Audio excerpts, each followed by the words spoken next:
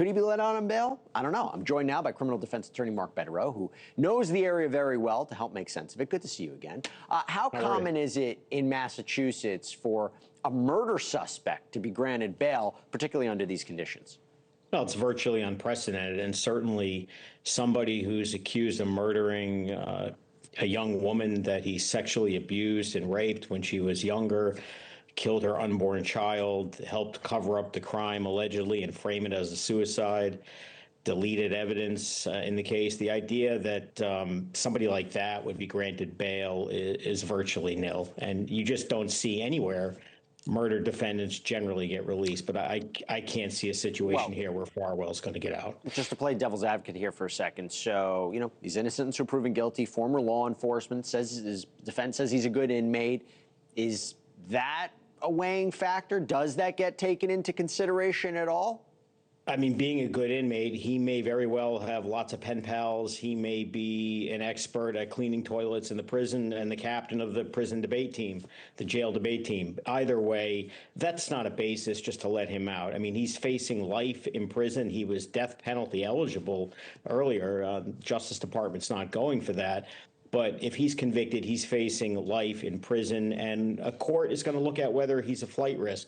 There's a lot of evidence against him. I mean, again, he groomed Sandra. He sexually abused her. Right after he learned that she was pregnant and had made some complaints were made on her behalf, she was dead a day later. He was the last person to see her on video.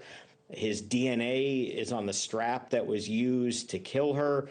We learned recently in some of the filings related to the bail application that he had attended a course as a police officer about investigating suicides, particularly hangings, which the government alleges he staged in this case.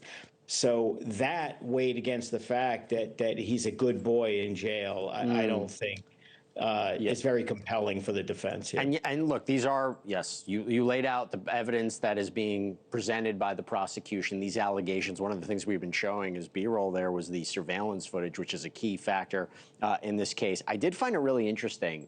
I mean, the state pointing to this porn search history of teenage girls, it's disturbing to say the least. Is that relevant to say he's a threat to the community? Yeah, it is. I mean, certainly it dirties him up. It makes him look like just a terrible person. And of course, in the context of this case, he, had improper relations with Sandra when she was underage.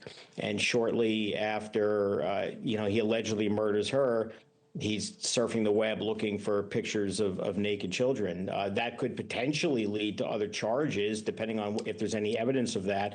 But also, if he's a predator of children, he certainly can be dangerous. That does make him potentially a threat to the community, and that's another strike against him for pretrial release. Mark, we have 20 seconds, so clearly you believe the judge is not going to grant him bail. I will just ask you one point.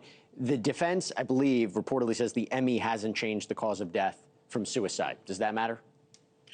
That's their only hope. I mean, they're going to argue that the medical examiner said it was suicide, but there's another medical examiner, Michael Baden, well known to everyone in this business, who found it was not a suicide. But that's the defense's hope and a prayer, is that they credit the original autopsy.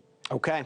Another legal point in another big part of this case. We will see what happens. Mark Bederow, thanks for coming on. Appreciate it. Thank you. Take care. Thank you for watching. Subscribe below and download our NewsNation app right now on your phone, and you will get fact-based, unbiased news for all Americans.